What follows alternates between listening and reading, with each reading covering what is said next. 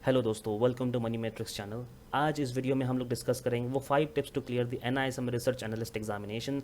एक research analyst बनने के लिए वो क्या क्या चीज़ आपको पढ़ना चाहिए, वो क्या क्या पॉइंट्स पे आपको फोकस करना चाहिए ताकि आप एक रिसर्च एनालिस्ट एग्ज़ाम को एक अच्छे तरीके से हाई मार्क्स के साथ क्लियर कर सकें। आज इस वीडियो में हम लोग वही सारे पॉइंट्स को जानेंगे और मैं आपको रिक्वेस्ट करूंगा कि आप प्लीज़ इस वीडियो को अंत तक देखें, पूरा देखें, क्योंकि इस वीडियो में जो आपको एक्सप्लेन करने वाला हूँ वो बहुत ही इंपॉर्टेंट पॉइंट्स है, वो बहुत ही इंपॉर्टेंट सजेशंस है जिसको फॉलो करके आप बहुत आसानी से इस एग्ज़ाम को क्लियर कर सकते हैं। ऐसा बिल्कुल भी नहीं है कि एग्ज़ाम बहुत डिफ़िकल्ट है, ये एग्ज़ाम बहुत टफ है और इसको क्लियर करना बहुत मुश्किल है। इसको क्लियर करना काफ़ी आसान है, बट यही एक चीज़ है कि यहाँ पे एक प्रॉपर प्रोसेस स्टेप्स है जिसको जिसको आपको फॉलो करना होगा in order to clear the NISM series 15 research analyst examination.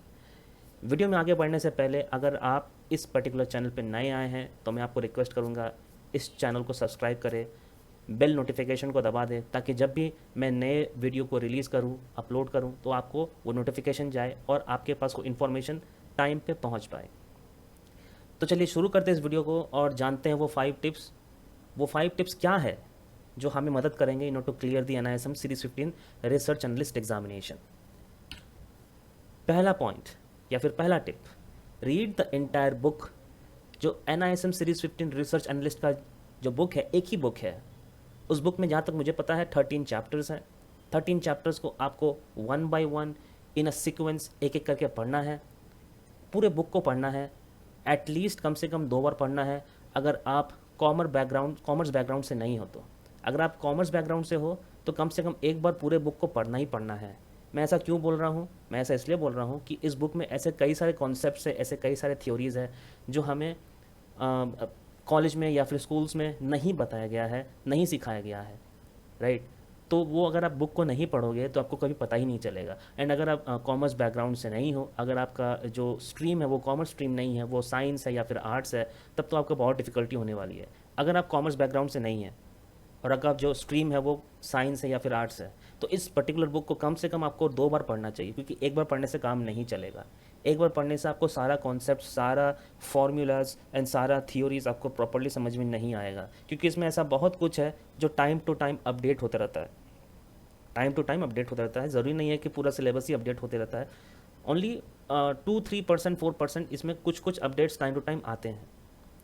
ये सेबी रेगुलेशंस के तहत होता है। But for the remaining syllabus वो आपको कम से कम 2 बार पढ़ना ही पढ़ना, अगर आप कॉमर्स बैकग्राउंड से नहीं हो, अगर आप कॉमर्स स्ट्रीम से नहीं हो तो। अगर आप कॉमर्स स्ट्रीम से हो तो आप कम से कम इस किताब को एक बार तो ज़रूर पढ़ो। एक बार पढ़ोगे तभी पता चलेगा कि इसमें क्या क्या कॉन्सेप्ट्स, क्या क्या थ्योरीज एक्सप्लेन किए गए हैं और उसका इंपॉर्टेंस क्या है। आपको नए नए थ्योरीज के बारे में पता चलेगा। आपको पता चलेगा कि जो ट्रेडिंग होता है, फंडामेंटल एनालिसिस होता है, टेक्निकल एनालिसिस होता है, इसके बीच का फ़र्क क्या है, ये फ़र्क को समझना बहुत ज़रूरी है। फंडामेंटल एनालिसिस कैसे किया जाता है, टेक्निकल एनालिसिस कैसे किया जाता है, दोनों के बीच का एग्जैक्ट फ़र्क क्या है, कौन से रेशियोज़ हैं जो फंडामेंटल एनालिसिस में काम आते हैं। फॉर एग्जांपल अगर मैं आपको बोलूँ कि PEG रेशियो क्या होता है, ऐसे बहुत सारे कॉमर्स के भी स्टूडेंट हैं जिनको पता ही नहीं है कि PEG रेशियो क्या होता है। तो ये आपको तब पता चलेगा जब आप किताब को पढ़ेंगे, राइट। PEG यानी कि growth adjusted price to earning ratio. So इसका जो फॉर्मूला होता है वो होता है PE डिवाइड बाई जी, यानी कि price to earning divided by G, यानी कि ग्रोथ। इस तरीके के बहुत सारे रेशियोज़ हैं जो आपको याद करना पड़ेंगे, जो आपको पढ़ना पड़ेंगे। विदाउट किताब को पढ़े आप प्लीज़ एक्सपेक्ट मत करना कि आप एग्ज़ाम क्लियर कर लोगे। आप एग्ज़ाम क्लियर नहीं कर पाओगे। कम से कम एक बार किताब को तो पढ़ना ही पड़ेगा आपको। अगर आप कॉमर्स स्ट्रीम से नहीं हो, कम से कम 2 बार किताब को तो ज़रूर से ज़रूर पढ़ो, राइट। ये हो गया मेरा पहला टिप। दूसरा टिप है, put special focus on the below chapters. Chapter number 4, 5, 6, 7 and 8। ये 5 चैप्टर्स बहुत ही ज़्यादा इंपॉर्टेंट है और इससे क्वेश्चंस 100% आएगा ही आएगा। यहाँ से ज़्यादातर आपको न्यूमेरिकल क्वेश्चंस, न्यूमेरिकल MCQs आपको एग्ज़ाम में मिलेंगे ही मिलेंगे। 100% मिलेंगे। 100% क्या, 101% मिलेंगे आपको। इसलिए इन पांचों चैप्टर्स पे आपको पूरा फोकस करना है। चैप्टर 4 हो गया आपका फंडामेंटल्स ऑफ रिसर्च। चैप्टर 5 हो गया इकोनॉमिक एनालिसिस। चैप्टर 6 हो गया इंडस्ट्री एनालिसिस। चैप्टर 7 हो गया company analysis, business and governance. Chapter 8 is the continuation of chapter 7 which is company analysis, financial analysis. इन पांचों चैप्टर को तो आपको पढ़ना ही पड़ेगा। पढ़ने के साथ साथ इस पर पूरा स्पेशल फोकस भी देना होगा। इसमें बहुत सारे रेशियोज डिस्कस किए गए हैं, बहुत सारे कॉन्सेप्ट, बहुत सारे थ्योरीज डिस्कस किए गए हैं जो कि बहुत ज़रूरी है पढ़ने के लिए। अगर इसको आप नहीं पढ़ोगे, इस पर आप फोकस नहीं करोगे, तो फिर आप एग्ज़ाम पास नहीं कर पाओगे। मैं क्लियर बोल रहा हूँ, आप एग्ज़ाम पास नहीं कर पाओगे, आप एग्ज़ाम पास नहीं कर पाओगे, इसको पढ़ना ही पड़ेगा। सो ये है मेरा second tip, put special focus on chapter 4, 5, 6, 7, 8। ये 5 चैप्टर पे आपको स्पेशल फोकस देना ही पड़ेगा। Tip number 3, prepare your question bank. जी हाँ, आपको अपना क्वेश्चन बैंक खुद से बनाना पड़ेगा।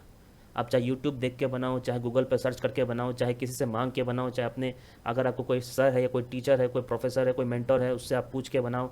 जैसे बनाना है बनाओ, चैट जीपीटी से बनाओ, किसी एआई से पूछ के बनाओ, कहीं से भी बनाओ, लेकिन आपको अपना क्वेश्चन बैंक बनाना पड़ेगा।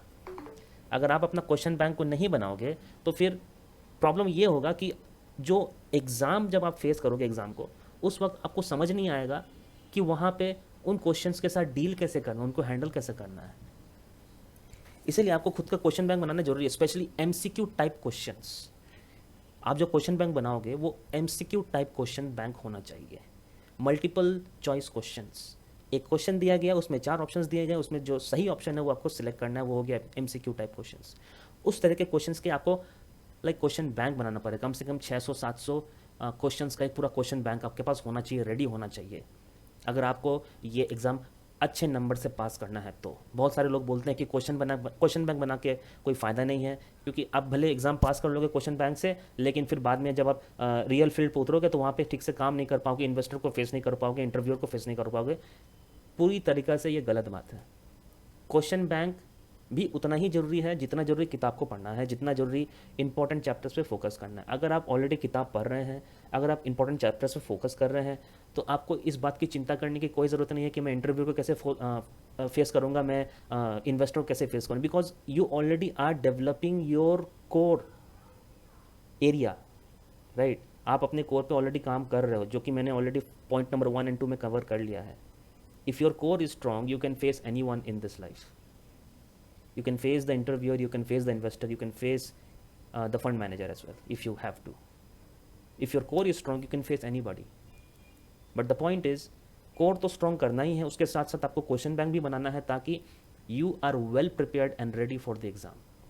Question bank will help you immensely to crack the exam. ठीक है, so make sure that you prepare your question bank. 600 question, 700 question, 800 question, 1000 question, जितना भी आपको लगे, आप क्वेश्चन बैंक बनाओ, दिल खोल के बनाओ, बिकॉज ये क्वेश्चन बैंक बहुत ज़रूरी है, राइट। ये हो गया point number 3। Point number 4 is memorise the formulas. Memorise the formulas. बहुत सारे फॉर्मूलाज है भाई, बहुत सारे फॉर्मूलाज है रिसर्च एनालिस्ट बनने के लिए, जो आपको याद रखने पड़ेंगे। बहुत सारे फॉर्मूलाज है। अगर आप कॉमर्स स्ट्रीम से नहीं हो तो आपको बहुत खटनी करनी पड़ेगी, बहुत मेहनत करना पड़ेगा इन सभी फॉर्मूलाज को याद रखने के लिए। By the way, in formulas को याद रखने का कुछ एक टेक्निक भी है, एक प्रोसेस भी है। अगर आप बोलोगे तो मैं उसके लिए एक अलग वीडियो बना दूंगा। आपको जस्ट कमेंट सेक्शन में मेंशन करना है फॉर्मूलाज, जस्ट फॉर्मूलाज लिख देना कमेंट सेक्शन में, एंड मैं उसके ऊपर एक वीडियो बना दूंगा कि क्या क्या फॉर्मूलाज है, क्या इंपॉर्टेंट है, उसको कैसे मेमोराइज़ करना है, कैसे याद रखना है, प्रोसेस क्या है, कैसे याद रखिए फॉर्मूलाज को। अगर आपको ऑलरेडी आता है तो बहुत अच्छी बात है, नहीं आता है तो आप मुझे बोलिए, कमेंट सेक्शन में लिखिए formulas, and I will prepare a video on formulas. Formula को याद रखना बहुत ज़रूरी है। अगर आप फॉर्मूला याद नहीं रखोगे, मैं आपको गारंटी देता हूँ आप फेल करोगे। I guarantee you will fail the exam. So make sure that you memorise the formulas mentioned in the NISM series 15 research analyst book. Formulas को याद रखना बहुत ज़रूरी है। एक लिस्ट बनाइए, एक पेपर पे या फिर एक किताब में, कॉपी में लिख के एक लिस्ट बनाइए उन सभी फॉर्मूलाज का जो आपको चाहिए होगा in order to solve any numerical question. ठीक है, so make sure you prepare a list of formulas that you need to memorize before you face the exam. Okay, ये हो गया पॉइंट नंबर 4। पॉइंट नंबर 5 आता है practising numerical MCQs is a must. So ये भी formula से ही related है। एक बार आपने फॉर्मूला को मेमोराइज कर लिया, आपके दिमाग में फॉर्मूला बैठ गया, अब आपको कुछ नहीं करना, आपको कंटिन्यू 200-300 क्वेश्चंस कम से कम सॉल्व करना है। कम से कम 100 क्वेश्चंस तो आपको सॉल्व करना ही करना है, कंपलसरी है सॉल्व करना। बहुत सारे क्वेश्चंस आपको मिल जाएंगे, यूट्यूब पे आप खोजिएगा, आपको बहुत सारे क्वेश्चन मिल जाएंगे for research analyst numerical questions. Solve those questions by yourself, utilise the formula, do the math by yourself, use calculator if needed, solve the question by yourself and find the correct answer. It is very important to do it before you face the exam, because if you don't know how to solve the numerical questions, you will definitely fail in exam. So make sure that you practice solving numerical questions before you face the exam. At least 200 से 300 questions numerical solve करना ही करना compulsory है. नहीं करोगे कोई guarantee नहीं है पास कर पाओगे. हाँ, एग्ज़ाम उतना टफ नहीं है लेकिन उतना इजी भी नहीं है. अगर पढ़ के जाओगे तभी पास करोगे, अच्छा मार्क्स आएगा. नहीं पढ़ के जाओगे, अपने आप को 30 मार्कान समझोगे, तो भैया समझ लेना उसके बाद क्या होगा.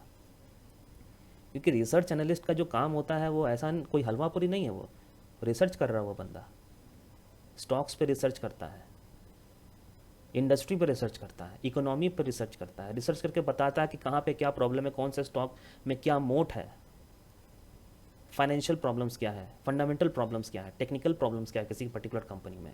ये एक रिसर्च एनालिस्ट का काम होता है. इतना भी आसान नहीं है. हाँ, इम्पॉसिबल भी नहीं है. अगर सही से मेहनत किया जाए, तरीके से मेहनत किया जाए, तो दुनिया का कोई भी काम पॉसिबल है. रिसर्च एनालिस्ट भी बहुत आराम से लोग कर सकते हैं अगर आप सही तरीके से मेहनत करो, कोशिश करो. तो जो तरीका मैंने इस वीडियो में बताया है, अगर इन सभी 5 पॉइंट्स को अगर आपने फॉलो कर लिया, मैं आपको गारंटी देता हूँ 101% you will pass NISM series 15 research exam with very good marks. 70 to 80% तो आराम से आएगा, चलते चलते आएगा, उससे ज़्यादा भी आ सकता है. मैं गारंटी देता हूँ आप एग्ज़ाम पास करोगे, अच्छे नंबर से पास करोगे, अगर आपने इन 5 टिप्स को फॉलो कर लिया तो, जो मैंने इस वीडियो पे कवर किया है. मैं आशा करता हूँ कि आपको वीडियो पसंद आया होगा. अगर वीडियो पसंद आया है तो वीडियो को लाइक करिए, चैनल को सब्सक्राइब करिए एंड बेल आइकन को ज़रूर दबा लीजिएगा, क्या ताकि मैं जब भी नए वीडियो को लॉन्च करूँ आपके पास वो वीडियो पहुँच जाए टाइम पे. वीडियो को देखने के लिए बहुत बहुत धन्यवाद. हम दोबारा ज़रूर मिलेंगे with a new topic in a new video. Thank you so much for watching. Have a nice day.